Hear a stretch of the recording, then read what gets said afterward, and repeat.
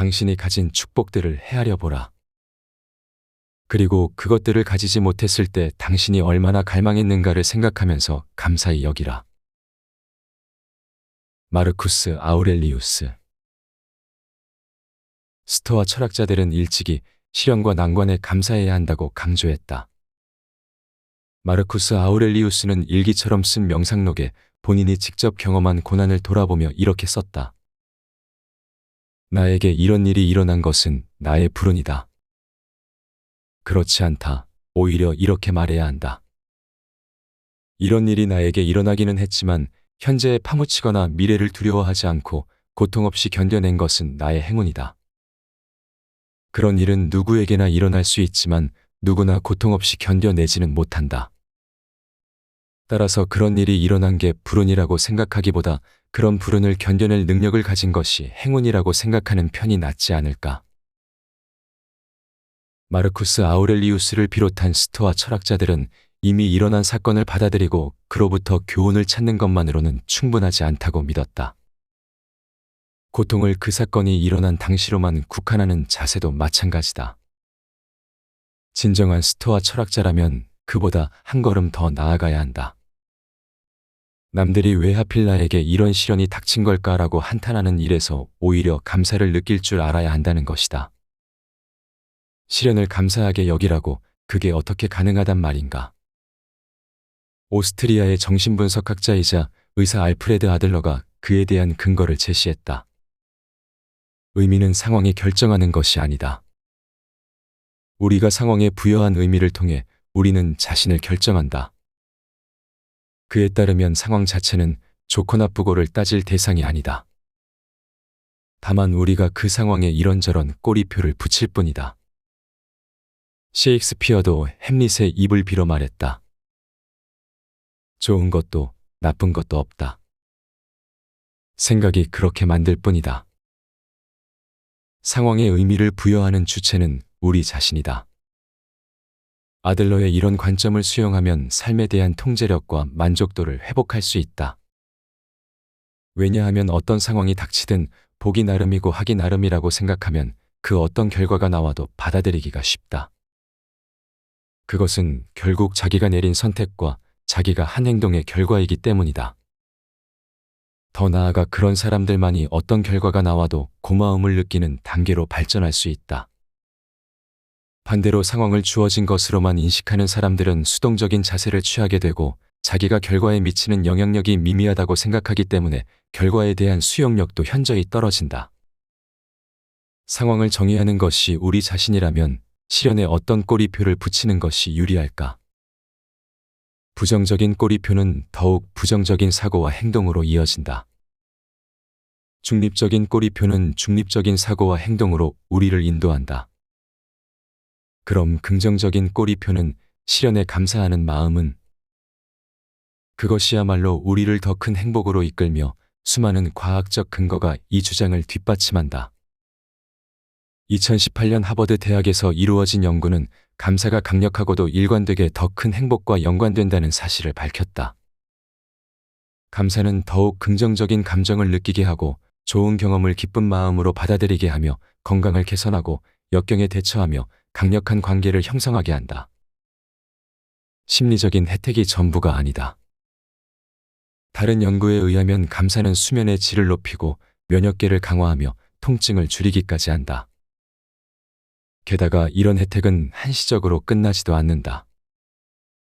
인디애나 대학의 연구자들에 따르면 감사하는 마음에 충실할수록 더욱 동화되고 그 혜택을 마음껏 즐길 수 있다. 감사로 인한 혜택이 얼마나 강력하고 다양한지를 보여주는 연구는 점점 쌓이고 있다. 감사에는 좋은 점뿐이다. 하지만 허울뿐인 감사로는 그런 효과를 볼 수 없다. 어떻게 해야 진정으로 감사하는 마음을 가질 수 있을까? 우리가 이 자리에 오기까지 수많은 인연과 신기한 우연으로부터 도움을 받았다는 사실을 이해하면 가능하다. 이것이 비록 우리 시대에 익숙한 사고방식은 아닐지 몰라도 현명한 사람들이라면 하나같이 보여주는 겸손한 태도이기도 하다. 우리가 이룬 모든 업적이 순전히 우리 능력 덕분만은 아니라고 말하면 이는 우리의 문화적 규범과 어긋나 보일지도 모른다. 미국 사람들이 가장 좋아하는 단어 가운데 하나가 자수성가이고 전 세계에서 수많은 이들이 아메리칸 드림을 꿈꾸며 생면부지의 땅으로 건너오니 말이다. 하지만 의도적이든 아니든 우연이든 아니든 우리가 받은 도움을 인정하지 않으면 여러 연구 결과가 일관되게 보여주듯이 더 큰 행복을 경험할 기회를 놓치게 된다. 겸양의 미덕은 우리가 건방진 얼간이가 되지 않도록 인도할 뿐 아니라 우리에게 좀 더 현실적인 혜택을 가져다 준다. 프로포커 대회 우승자이자 심리학자인 마리아 코니코바는 자신의 책 블러프에 이렇게 썼다. 기술만으로 되는 일은 없다. 절대. 나는 절대적인 것을 멀리하는 편이지만 그 말만은 인정하지 않을 수 없다. 삶은 삶이고 무슨 일을 하든 언제나 운이 작용하기 때문이다. 기술은 새로운 시야를 열어주고 새로운 선택을 가능하게 하며 우리보다 기술이나 눈썰미, 예리함이 떨어지는 사람은 놓치기 쉬운 우연을 포착할 수 있게 해주지만 그 우연이 내 편이 아닐 때 기술로 할 수 있는 일은 피해를 줄이는 것밖에 없다. 우리는 각자의 노력과 지혜에 힘입어 오늘까지 왔다. 우연의 역할을 인정한다고 해서 노력의 가치가 줄어들지는 않는다. 우연히 극복해야 할 불운의 형태로 오든 여정을 좀 더 수월하게 만들어줄 행운의 형태로 오든 그것은 우리가 통제할 수 없는 영역이다. 이것을 인정한다고 못난 사람이 되지는 않는다. 그리고 더 나아가 그것을 감사의 마음으로 받아들이면 우리는 더 행복한 사람이 되는 골든 티켓을 얻은 것이나 마찬가지다. 핵심 정리. 상황을 받아들이는 것만으로는 충분하지 않다. 스토아 철학은 우리에게 닥치는 모든 일에 감사하라고 가르친다. 감사의 혜택은 다양하고 광범해서 감사를 실천할수록 더욱 감사한 사람이 된다. 감사를 실천하는 하루하루를 시작하라. 지금 당장.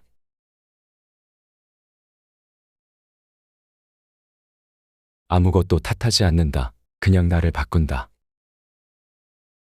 나무 침대에 누워서 아픈 사람은 황금 침대에 누워도 똑같이 아프다. 어디에 있어도 그 사람은 계속 아플 것이다. 세네카. 외부 환경을 문제 삼으며 할 수 있는 일을 미루는 사람에게 세네카는 병은 사람을 따라간다는 아주 간단한 말로 일갈했다. 따지고 보면 그런 말을 세네카가 처음으로 한 것도 아니었다. 그보다 5세기 전에 누군가가 소크라테스에게 자기는 도대체 여행을 왜 해야 하는지 모르겠다고 투덜거렸다. 여행을 통해 변화하기를 기대했지만 조금도 달라진 게 없다는 불만이었다. 소크라테스는 잠시도 망설이지 않고 이렇게 대답했다. 자네는 외국에 나갈 때마다 늘 자기를 데리고 가면서 뭘 기대하나? 옆집 잔디가 이유 없이 푸르러 보일 때가 있다. 그런데 우리 집 잔디가 누렇게 말라 죽은 이유가 마당 관리를 제대로 하지 못해서라면 설령 옆집으로 이사 간다고 해도 그 집 잔디가 지금처럼 푸르르게 유지될 거라는 보장은 없다. 아마도 또 하나의 마당을 잡초밭으로 만들고 말 것이다. 내가 정신을 차리고 마음을 다잡지 않는 이상 아무리 도망쳐도 가장 핵심적인 문제, 즉 나 자신에게서 벗어나지 못할 것이다. 더 큰 문제는 내가 옆집 울타리 너머 푸르른 잔디를 멍하니 쳐다보는 동안 지금 내 발밑에 있는 우리 집 마당이 아름답게 변할 가능성은 점점 사라져 간다는 점이다. 내가 남의 집 마당을 부러워할 시간에 내 집 마당을 가꾸는 일에 마음을 쏟았더라면 결과는 완전히 달라지지 않았을까. 그런데 옆집 마당을 엿보느라 내 집 마당을 방치하는 멍청한 짓은 나만 하는 실수가 아니라고 한다. 하버드 대학의 연구에 따르면 평균적으로 사람들은 깨어있는 시간의 46.9%를 자기가 하는 일이 아닌 다른 것을 생각하면서 보낸다고 한다. 그렇다. 우리는 지금 우리가 있는 곳이 아닌 다른 어딘가를 생각하느라 인생의 거의 절반을 보내는 셈이다. 인간을 생각하는 동물이라고 한다. 맞다. 인간은 깨어있는 동안 온갖 생각을 한다. 다른 회사에 갔더라면 어땠을까? 혹은 저 사람을 만났더라면 어땠을까 하는 백일몽도 그런 생각 가운데 하나다. 사실 떠오르는 생각을 뜻대로 제어하기란 여간 까다로운 문제가 아니다. 그럼에도 불구하고 우리는 생각을 잘 다룰 줄 알아야 하는데 왜냐하면 현실과 동떨어진 채 흘러가는 딴 생각이 우리의 행복을 갉아먹기 때문이다. 이에 대해 하버드 대학의 어느 연구자가 쓴 글을 살펴보자. 마음의 방황은 사람의 행복을 예측하는 좋은 지표가 된다.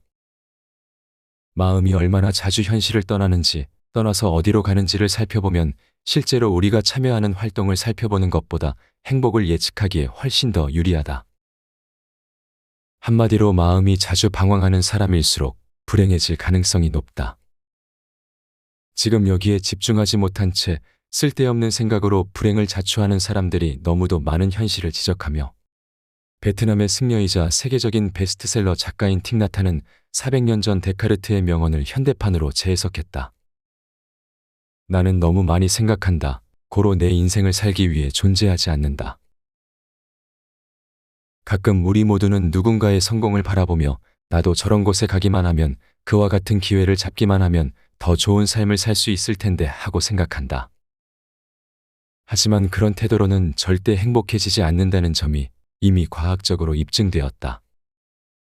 그렇다면 어떻게 그런 습관을 버리고 지금 밟고 서 있는 마당을 가꾸는 일에 전념할 수 있을까? 답은 우리 앞마당에 씨앗을 뿌리면 된다. 멈추고 스탑, 소유하고 원, 노력하라 웍. 첫째, 다른 곳을 바라보기를 멈춰야 한다. 이제 당신도 울타리 넘어 옆집 마당을 바라보는 것이 당신의 행복에 아무런 도움이 되지 않음을 안다. 왜 쓸데없는 일에 시간과 마음을 허비하는가? 둘째, 지금 당신이 밟고 서 있는 마당을 소유하라. 이미 당신의 마당에 집중하고 있는 53.1%의 마음에 나머지 46.9%를 더하면 당신의 잔디밭이 얼마나 더 파랗게 살아날지 상상해보라. 마지막으로 당신의 마당을 바람대로 유지하기 위해 열심히 노력하라. 비옥한 정원과 비옥한 마음을 가꾸는 비결은 지속적이고 집중적인 노력이다. 이제 마당을 가꾸기 시작할 시간이다. 핵심 정리. 현실에 발붙이지 못하면 불만이 쌓인다. 다른 어딘가의 잔디가 정말로 더 푸른지 어떤지는 아무 의미가 없다. 중요한 것은 당신 발 아래의 잔디다. 당신이 원하는 결과를 가져다 줄 백마탄 기사나 구세주는 없다. 그런 일을 할 수 있는 사람은 오로지 당신뿐이다. 마음이라는 정원을 가꾸고 꽃을 피우기 위해서는 먼저 씨앗을 뿌려야 한다. 스탑, 다른 곳에서 해결책을 찾으려는 노력을 중단하라. 지금 당신이 있는 곳을 소유하라. 웍, 당신이 있는 곳을 당신이 원하는 곳으로 바꾸기 위해 열심히 노력하라.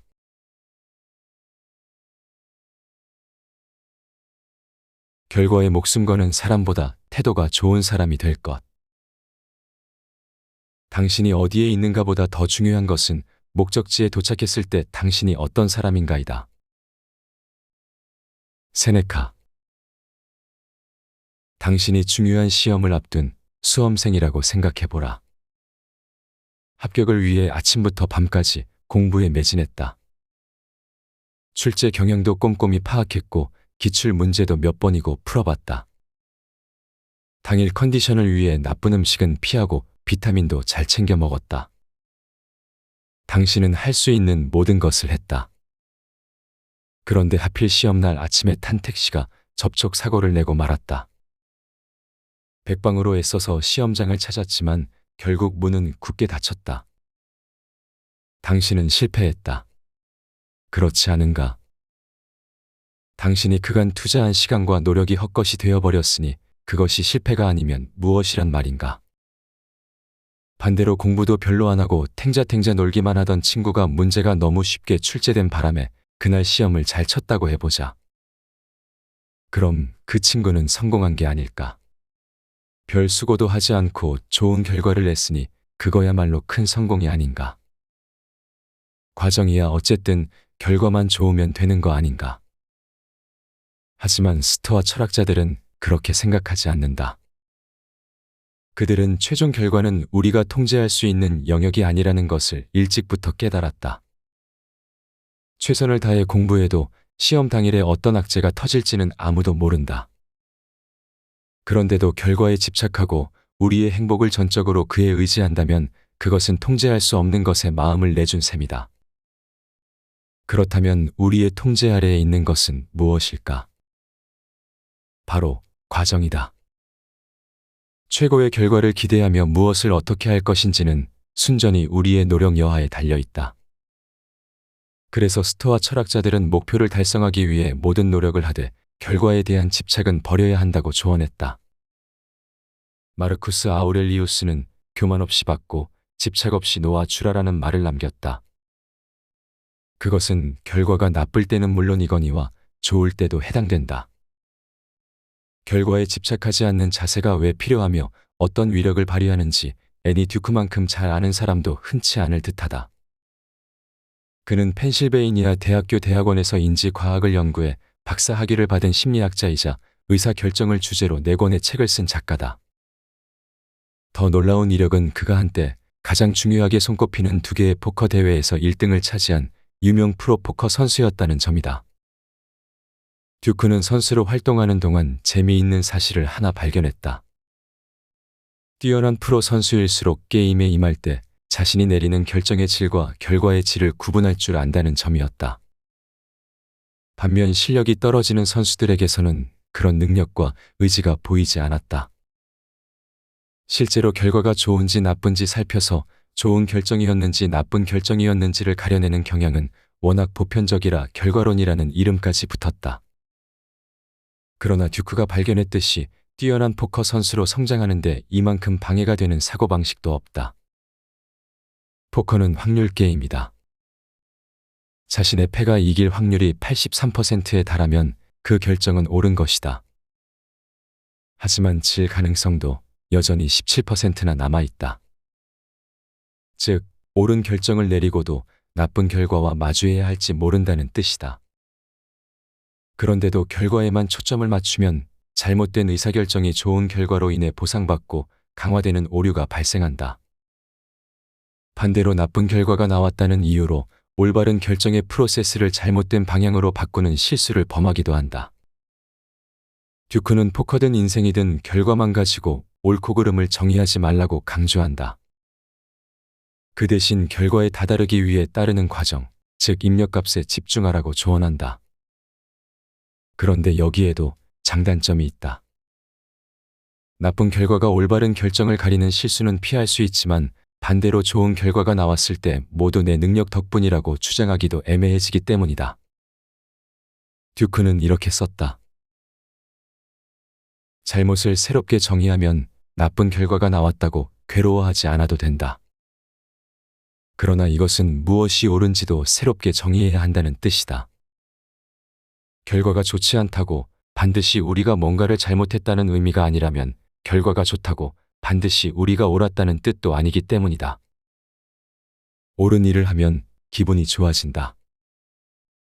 내가 옳았어. 그럴 줄 알았어. 내가 뭘 했어. 우리는 그렇게 읊조리며 자신을 대견해야 한다. 우리는 잘못의 괴로움을 떨치기 위해 옳음의 좋은 기분을 포기해야 할까? 그렇다. 결정의 질을 결과의 질과 분리해서 생각하지 않으면 포커게임에서 지는 것보다 더 큰 위험이 닥칠지도 모른다. 전직 로켓 과학자인 오잔 바롤은 로켓 과학자들의 생각법을 다룬 책 문샷에서 성공이 로켓 과학 역사상 최악의 재앙을 불러온 과정을 상세히 설명한다. 그는 1986년에 이륙 도중 폭발한 챌린저호와 2003년 재진입 때 폭발한 컬럼비아호 사건이 나사의 느슨해진 안전 기준 때문에 발생했다고 지적했다. 나사는 수십 년에 걸친 발사 성공을 통해 잘못된 교훈을 습득했다. 아슬아슬하게 위기를 넘기면 왜 그런 위기가 발생했는지를 따지기보다 성공했으니 별 문제가 없다는 식으로 넘어갔다. 바롤의 지적처럼 이런 식의 결과로는 결국 승무원 14명의 목숨을 앗아간 비극으로 이어지고 말았다. 5차례나 올림픽에 출전해 메달을 목에 건 수영선수 조지 보벨은 운동선수로서 거둔 진정한 성과를 이렇게 설명했다. 메달은 장식품에 지나지 않았다. 나는 시합에 나가려고 몸을 단련하는 운동선수가 아니었다. 나는 마음을 단련했고 그 보상은 내 인생 전체를 지배했다. 결과에 집착하지 않고 과정에 집중하는 태도야말로 곡절 많은 인생을 건너가야 하는 우리에게 더없이 필요하다. 인생은 좋을 때도 있고 나쁠 때도 있다. 결과에 집착하면 오락가락하는 삶을 살게 되지만 과정에 집중하면 균형 잡힌 삶을 살게 된다. 우리는 평생 성적, 메달, 직책, 돈과 명예 등 결과에 지배당하는 삶을 살았다고 해도 과언이 아니다. 그렇다면 어떻게 결과만 쫓는 쳇바퀴 같은 삶에서 내려올 수 있을까? 그와 반대되는 선택을 하면 된다. 실패할지언정 도전해볼 가치가 있는 일은 무엇일까? 너무 소중해서 결과야 어떻든 과정 자체에 의의를 둘 수 있는 일은 무엇일까? 어떻게 하면 그런 일에 더 많은 시간과 에너지를 투자할 수 있을까? 핵심 정리. 결과만을 바라보고 그 결과를 도출한 과정을 바라보지 않으면 잘못된 교훈을 얻게 된다. 결과로는 치명적인 결과를 가져올 수 있다. 무집착을 실천에 옮기려면 과정 그 자체가 너무 소중하고 보람차서 결과는 중요하지 않은 일을 모색해야 한다.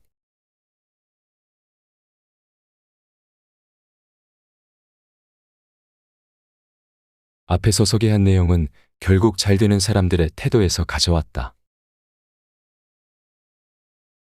기원전 300년경 키티온의 제논으로부터 시작된 스토아 철학은 기원 후 1세기에 이르러 만개했으며 세네카, 에픽테토스, 마르쿠스 아우렐리우스가 남긴 책을 통해 현대에까지 전해지고 있다. 스토아 철학이 오랜 세월 살아남아 사랑받을 수 있었던 이유는 그것이 논리를 위한 철학이 아닌 삶을 변화시키는 일에 관심을 두는 사상이었기 때문이다. 스토아 철학은 예상치 못한 불행 앞에서 어떻게 하면 인생을 단단하게 지킬 수 있을까 하는 물음에 집중했다. 그리고 그러기 위해 가장 먼저 갈고 닦아야 하는 기술로 통제 가능한 것과 통제 불가능한 것을 구분하는 태도를 강조한다. 에픽테토스는 다음과 같이 스토아 철학의 핵심을 간결하게 설명한다. 어떤 일들은 우리가 통제할 수 있고 또 어떤 일들은 그렇지 않다. 이런 기본적인 원칙, 그리고 통제할 수 있는 일과 그렇지 않은 일을 구분하는 방법을 확실히 배운 뒤에야 내적인 평온과 외적인 효율성을 누릴 수 있다. 스토아 철학에 따르면 인간이 통제할 수 있는 것은 딱 하나, 오직 자기 자신뿐이다. 그 외의 모든 것은 통제 불가능한 일이다. 이것만 제대로 구분해도 후회나 걱정, 남 탓과 상황 탓, 헛된 기대와 실망의 쳇바퀴에서 빠져나올 수 있다. 이제는 달라져야 할 시간이다. 인생의 전환점에 서 있거나 일상의 작은 변화가 필요한 모든 이에게 이 책을 추천한다.